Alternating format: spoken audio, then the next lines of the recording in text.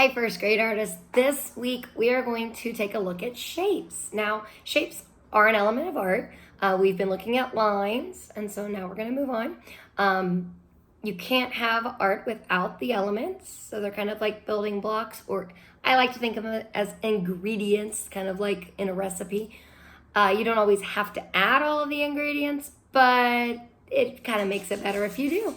Okay, so we're gonna take a look at this story about a square pumpkin. I know it's a little weird. And then we're going to look at the shapes that go into drawing a real pumpkin. It might not be the same way you might think to draw, just a simple circle or oval. But if we use multiple lines to create more than one shape, it kind of gives you the illusion of looking like a three-dimensional pumpkin.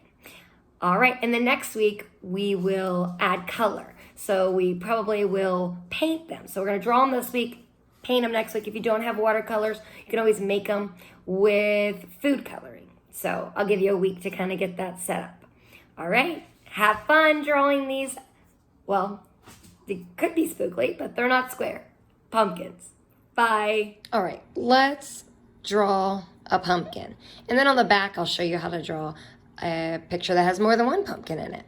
So first thing we want to do is make a long oval. And then, like I said, with shapes, we're going to just build on to this one shape by adding lines. So I want this to be kind of the top of my pumpkin. So I'm going to go in just a little bit, and I'm going to come around kind of mimicking the same shape I drew here.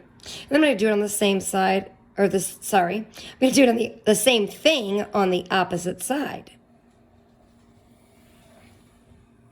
This time I'm going to do it again, only I'm not going to go as wide, and I might make it a little more round. So here we go. I'm going to come out more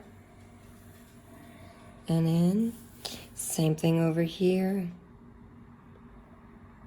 Kind of out and then in. All right, and then to add my stem, I'm gonna go kind of up. Looks like mine's gonna go off the page, so I'm gonna change it a little. And then you can always kind of add a line coming off.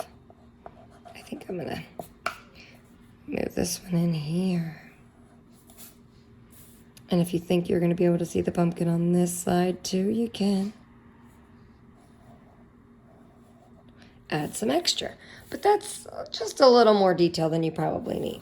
All right, so that's drawing our pumpkin. If you want to add a face to it and make it a jack-o'-lantern, or if you just want to keep it very simple like this, you can. Next week, we're going to color it. I encourage you to not just make this your final picture. I encourage you to maybe add some things or make it your own. So I flip my paper over and I'm going to add, let's see, I'm going to do kind of a small pumpkin here and use my shapes. I want to make sure I'm kind of, this time I'm drawing it with just the segments with just lines. And now you can always go in and erase and kind of add the segments like so. Now, we haven't really talked about overlapping yet, but let's talk about that for a second. When you are drawing something, you want to make it look like maybe there's something next to it or something in front of it. So, I am going to draw what I want in front first, and then I will draw the other one behind. So there's one. I'm going to come over here, and I'm going to do my same kind of oval, oval shape. And again, you can change this. I'm getting a little square, aren't I? So I'm going to come in with my eraser. Remember to draw light until you get it right.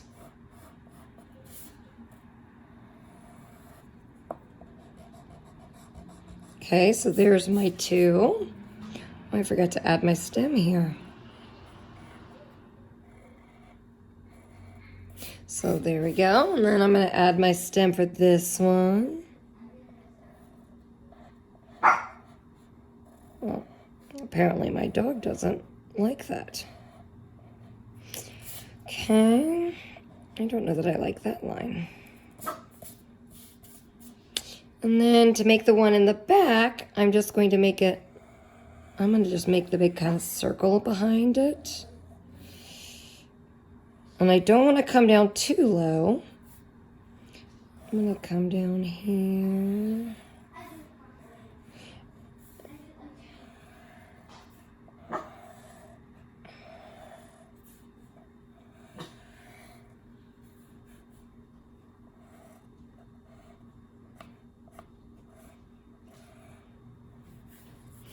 All right, so I encourage you to draw your pumpkin picture however you like. Get it ready because next week we will be painting these with watercolor.